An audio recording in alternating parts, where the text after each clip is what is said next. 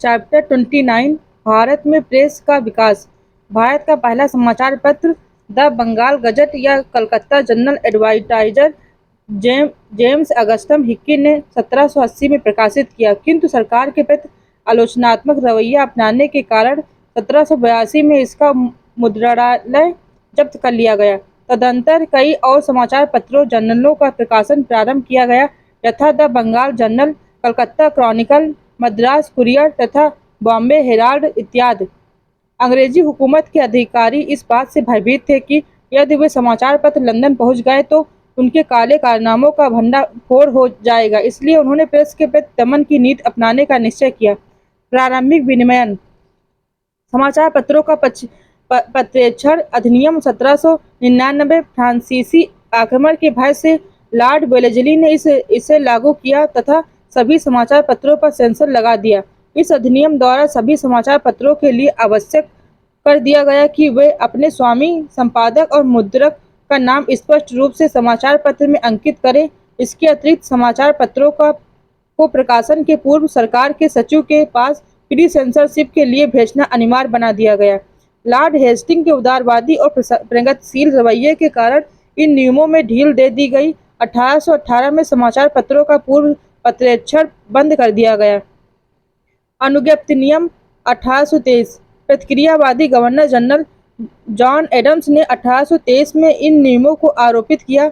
इस नियम के अनुसार बिना अनुज्ञप्ति लिए प्रेस की स्थापना या उनका उपयोग दंडनीय अपराध माना गया। ये नियम मुख्यतया उन समाचार पत्रों के विरुद्ध आरोपित किए गए थे जो या तो भारतीय भाषाओं में प्रकाशित होते थे या जिनके स्वामी भारतीय थे। इस नियम द्वारा राजा राममोहन राय की पत्रिका मिरात उल अखबार का प्रकाशन बंद करना पड़ा। प्रेस अधिनियम 1835 या मेटकाफ अधिनियम।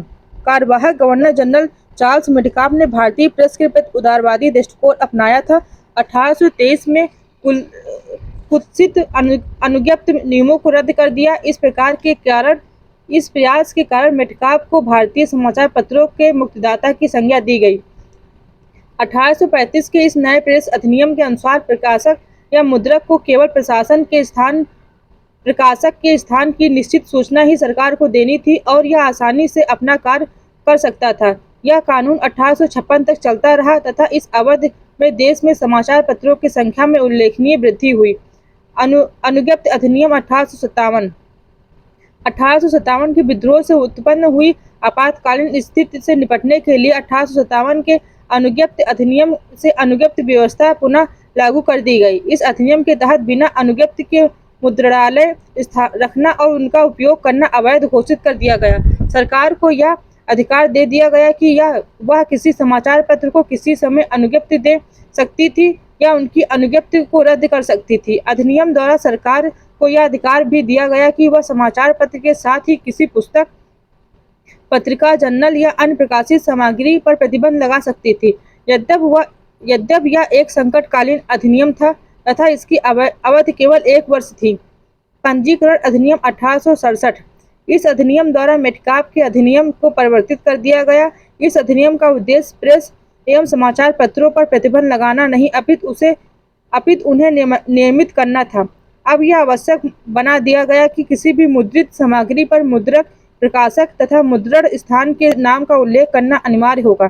इसके अतिरिक्त प्रकाशन के 1 माह के अंदर पुस्तक की एक निःशुल्क प्रति स्थानीय सरकार को देना आवश्यक था। प्रेस की स्वतंत्रता सुनिश्चित करने हेतु प्रारंभिक राष्ट्रवादियों के प्रयास।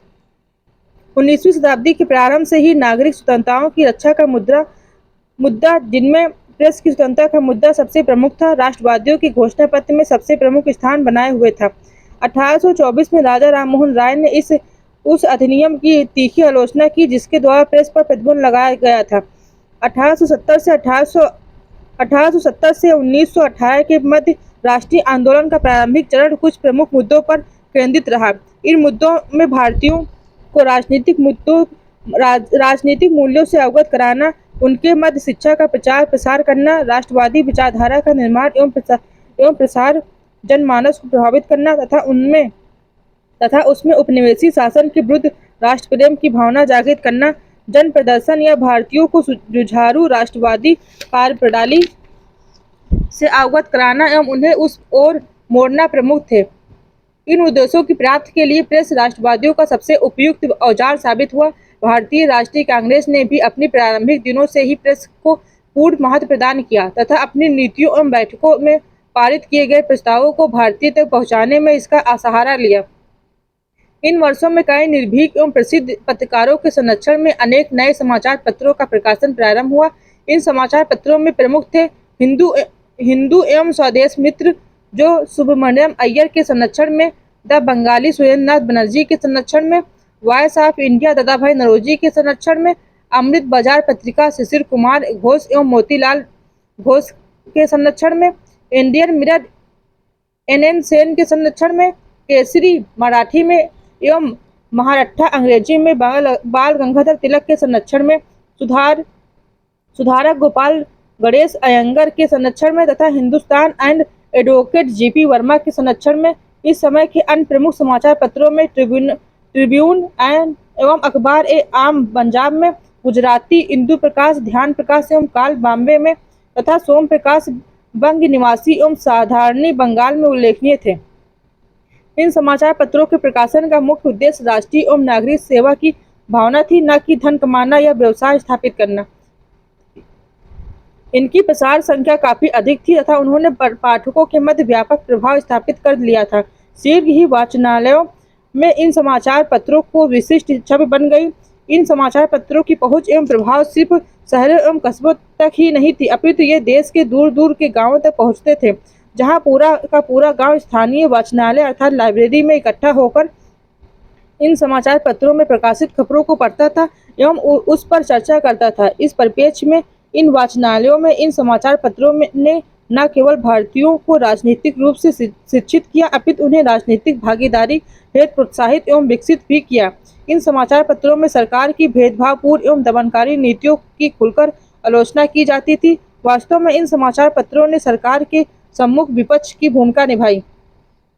सरकार ने प्रेस के दमन के लिए विभिन्न कानूनों का सहारा लिया।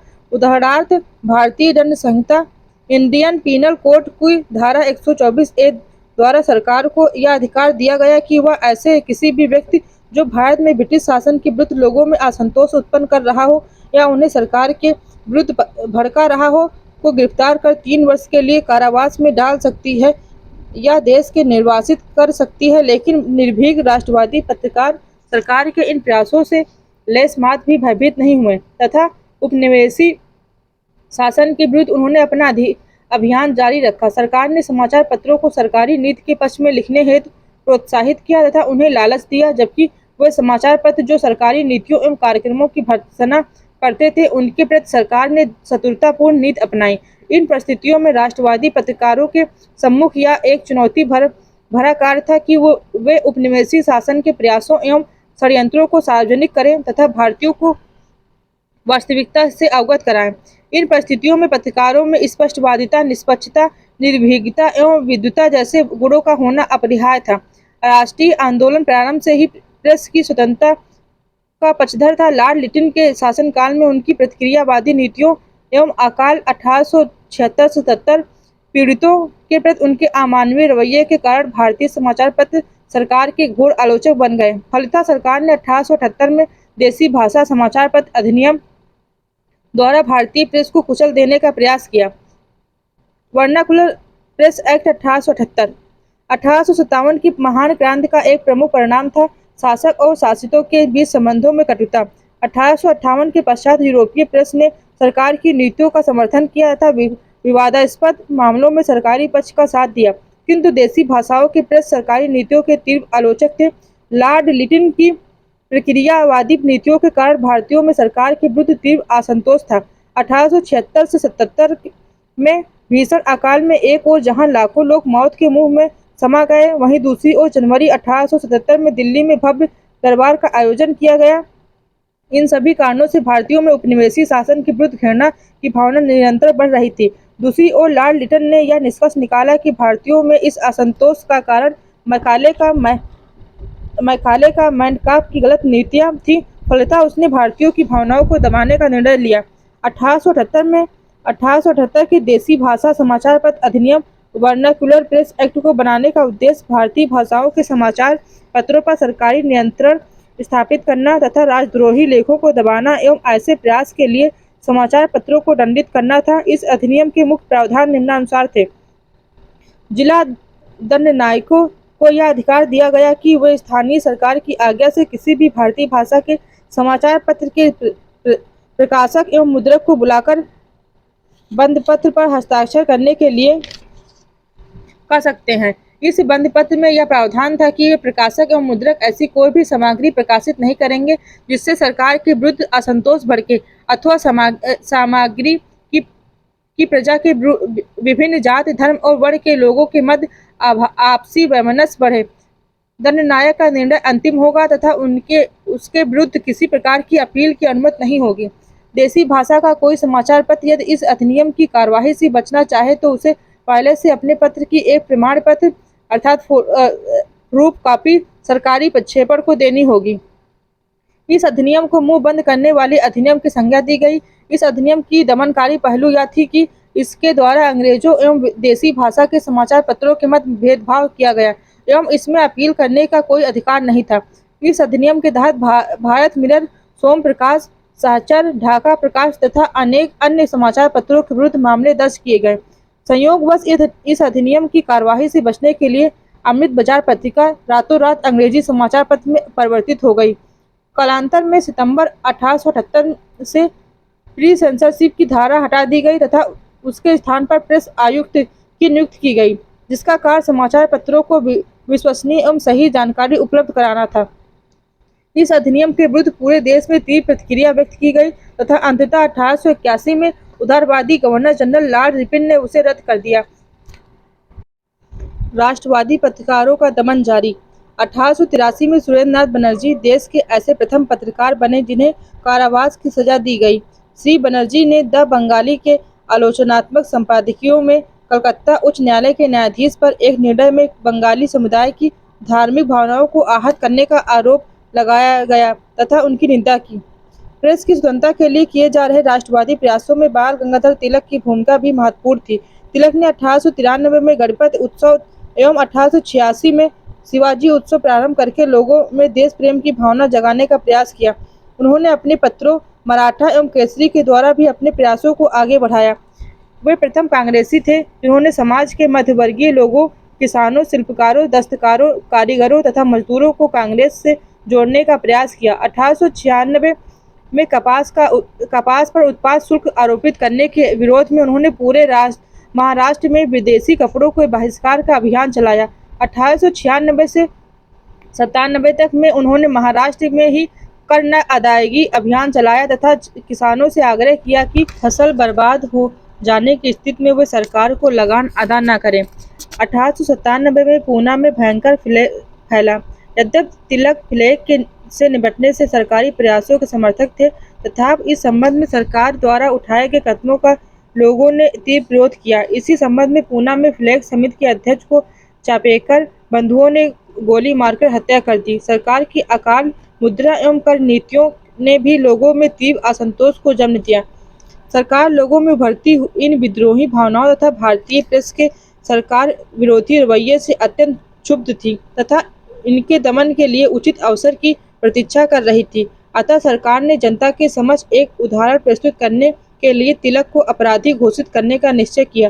तत्पश्चात तिलक द्वारा केसरी में शिवाजी की महिमा का गुणगान करने के लिए एक कविता लिखने तथा शिवाजी महोत्सव के समय तिलक द्वारा एक भाषण में शिवाजी द्वारा अफजल खां की हत्या को सही ठहराने के आधार पर सरकार ने रैंड की हत्या के पश्चात तिलक को गिरफ्तार कर लिया। सरकार ने उन पर आरोप लगाया कि वे शिवाजी द्वारा अफजल खां की हत्या की घटना को भारतीयों द्वारा ब्रिटिश अधिकारियों की हत्या की घटना के रूप में चिंतित कर रहे हैं। तिलक को इस अपराध का दोषी ठहराकर उन्हें 18 माह के सश्रम कारावास की सजा दी गई। इसके पश्चात बॉम्बे प्रेसिडेंसी के कई अन्य संपादकों को भी विभिन्न आरोपों में गिरफ्तार किया गया तथा उन्हें कठोर सजाएं दी गई। सरकार की इन कार्यपूर्ण कार्यकारियों की पूरे देश में निंदा की गई। गिरफ्तारी के पश्चात बाल गंगाधर तिलक रातों रात राष्ट्रीय नायक बन गए तथा उन्हें लोकमान्य लोगों द्वारा आदरणीय एवं सम्मानीय की उपाधि से विभूषित किया गया। पूरे देश में तिलक की प्रसिद्धि फैल गई।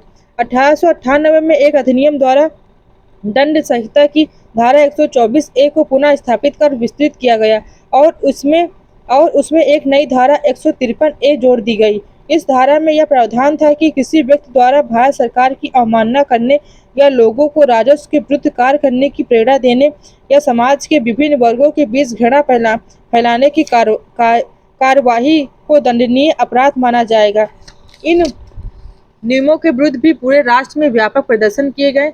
स्वदेशी एवं बहिष्कार आंदोलन तथा क्रांतिकारी राष्ट्रवाद के उदय के समय भी भारतीयों पर अनेक दमनकारी कानून आरोपित किए गए।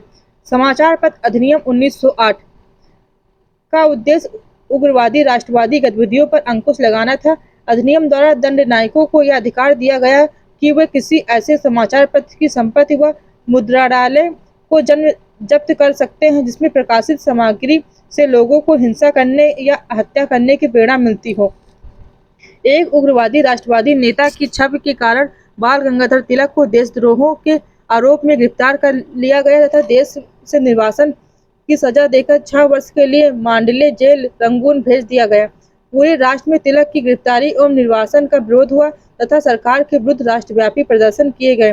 बॉम्बे में कपड़ा मिल मजदूरों तथा रेलवे कारखानों के मजदूरों ने हड़ताल कर दी तथा सरकार के विरुद्ध सड़कों पर उतर आए। रूस के साम्यवादी नेता लेनिन ने मजदूरों की इस हड़ताल का स्वागत किया और कहा कि यह हड़ताल भारत के श्रमिक वर्ग की राजनीतिक प्रक्रिया में भागीदारी का एक शुभ संकेत है। भारतीय समाचार पत्र अधिनियम 1910 द्वारा लॉर्ड लिटिल के 1878 के अधिनियम के सभी घिनौने प्रावधानों को पुनर्जीवित कर दिया गया। इस अधिनियम के अनुसार स्थानीय सरकारें किसी समाचार पत्र के प्रकाशन या मुद्रणालय के स्वामी से पंजीकृत जमानत मांग सकती थी। इस पंजीकृत जमानत की न्यूनतम राशि 500 रुपये व अधिकतम राशि 2000 रुपये तय की गई। इसके अतिरिक्त सरकार को जमानत जब्त करने एवं पंजीकरण रद्द करने का अधिकार भी दिया गया। सरकार को पुनः पंजीकरण के लिए न्यूनतम 1000 रुपये और अधिकतम 10,000 रुपये मांगने का अधिकार था। यदि समाचार पत्र पुनः आपत्तिजनक सामग्री प्रकाशित करे तो उसका पंजीकरण रद्द कर उसकी सभी संपत्तियों तथा उनके मुद्रालय को जब्त करने का अधिकार भी सरकार को दिया गया। रेवा चौधरी के अनुसार प्रेस एसोसिएशन ऑफ इंडिया ने 1910 के प्रेस अधिनियम के संचालन पर एक ज्ञापन में यह उल्लेख किया कि अधिनियम के तहत लगभग 1000 पत्रों पर मुकदमा चलाया गया। 1918 में किए गए एक अन्य आधिकारिक रिटर्न के अनुसार अधिनियम के पहले 5 वर्षों के दौरान सरकार की प्रतिभूतियों और जब्ती से लगभग कुल 5 लाख रुपए की राशि मिली। अधिनियम के तहत 500 से अधिक प्रकाशनों पर प्रतिबंध लगा दिया गया था। प्रथम विश्व युद्ध के दौरान एवं उनके पश्चात प्रथम विश्व युद्ध के दौरान सरकारी आलोचना को रोकने तथा राजनीतिक प्रदर्शनों का दमन करने के लिए भारतीयों पर अनेक कानून लागू कर दिए गए। 1921 में तेज बहादुर सप्रू की अध्यक्षता में प्रेस समिति ने सरकार से 1908 एवं 1910 के अधिनियमों को रद्द करने की सिफारिश की। तत्पश्चात इन अधिनियमों को रद्द कर दिया गया। भारतीय समाचार पत्र संकटकालीन शक्तियां अधिनियम 1931 द्वारा भारतीय प्रांतीय सरकारों को सविनय अवज्ञा आंदोलन को दबाने के लिए अत्यधिक शक्तियां दे दी गईं। 1932 में इस अधिनियम का विस्तार करके उसे आपराधिक संशोधित अधिनियम बना दिया गया। इसमें वे सभी गतिविधियां सम्मिलित कर दी गईं जिनसे सरकार की प्रभुसत्ता को हानि पहुंचाई जा सकती थी। द्वितीय विश्व युद्ध के दौरान भारत रक्षा नियमों के अंतर्गत भारतीय प्रेस पर पूर्व प्रतिरक्षण की शर्त थोप दी गई तथा समाचार पत्र संकटकालीन शक्तियां अधिनियम एवं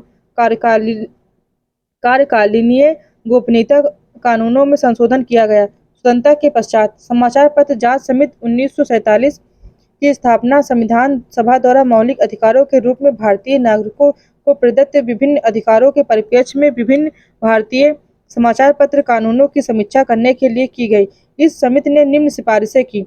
1931 के अधिनियम को रद्द कर दिया जाए। भारतीय दंड संहिता की धारा 124 ए और 153 ए में परिवर्तित किया जाए। समाचार पत्र में पुस्तकों के पंजीकरण के अधिनियम में संशोधन किया जाए।